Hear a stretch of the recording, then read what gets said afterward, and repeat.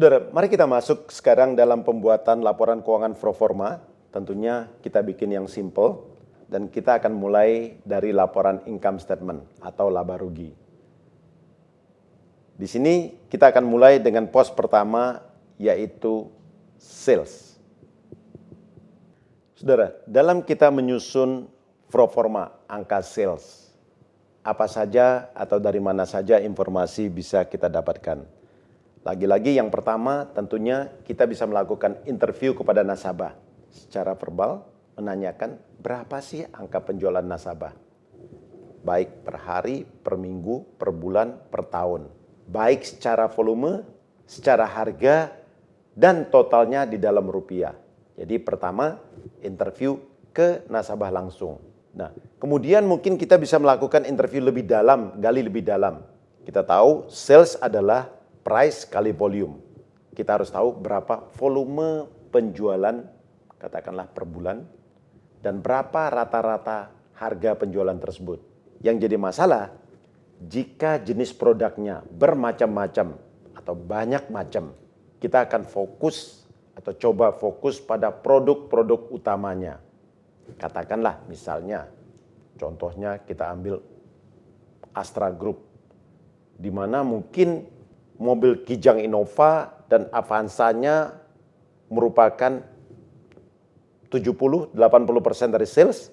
Setidaknya seandainya kita tahu produk utama A dan B totalnya, dan kita tahu mungkin itu 70% daripada sales, kita bisa memperkirakan berapa banyak salesnya, 100%-nya. Dan ada kalanya produknya kita kelompokkan. Misalnya saya ke pabrik tekstil di mana dia melakukan pemintalan benang, jadi dia jual benang, kemudian dia membuat tekstil, dia juga menjual tekstil. Pabrik ini juga melakukan printing dan garment.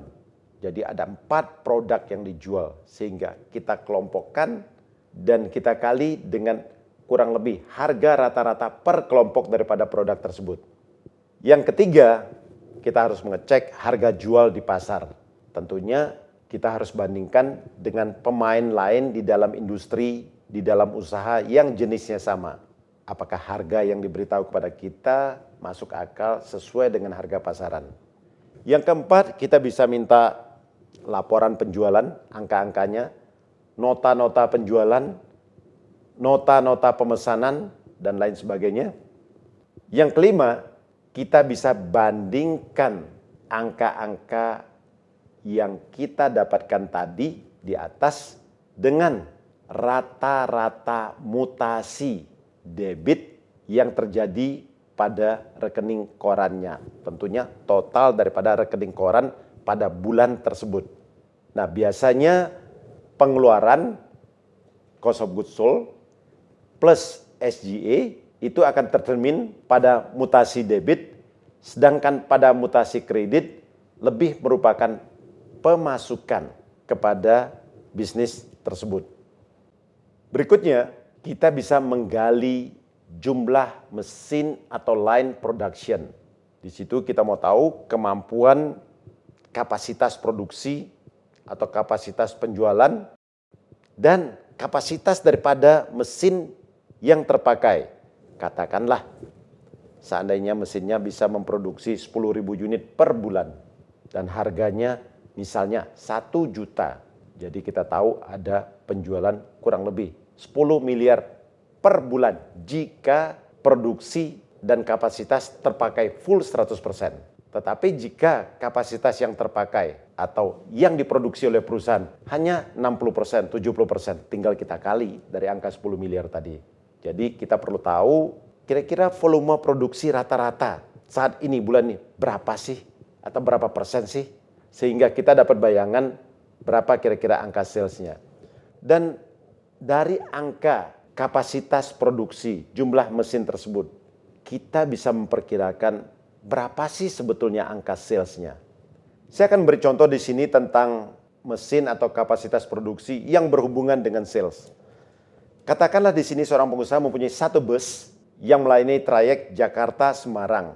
Dan bus tersebut mempunyai kapasitas tempat duduk seat untuk 40 orang. Satu bus, 40 tempat duduk.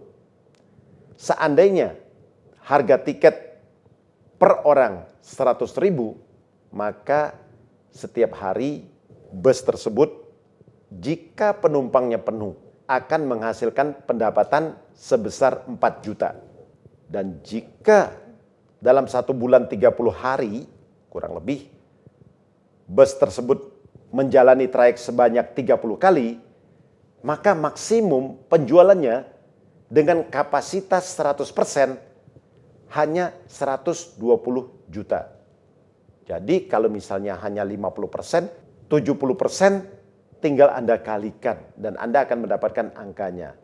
Dengan kata lain, Anda tahu kapasitas mesin, kapasitas yang terpakai, Anda bisa menghitung ulang kira-kira berapa sih angka salesnya. Dan ingat, tadi kita sudah bahas di atas, kita sudah mendapat informasi dari yang punya, dari laporan tertulis dan sebagainya. Klop nggak angka-angka ini? Kemudian yang ketujuh, kita bisa melakukan checking ke pelanggannya. Pelanggan di sini ada 2. Pertama kepada suppliernya.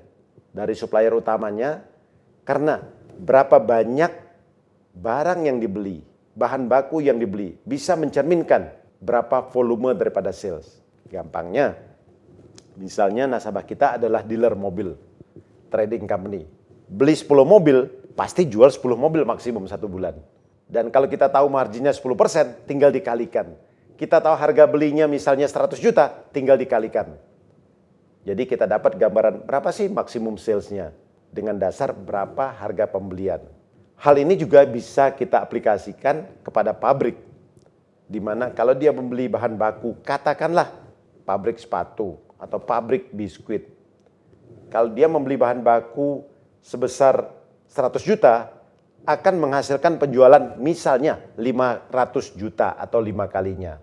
Jadi dengan dasar berapa banyak bahan baku yang dibeli, kita bisa memperkirakan berapa besar sales yang akan tercipta dari bahan baku tersebut.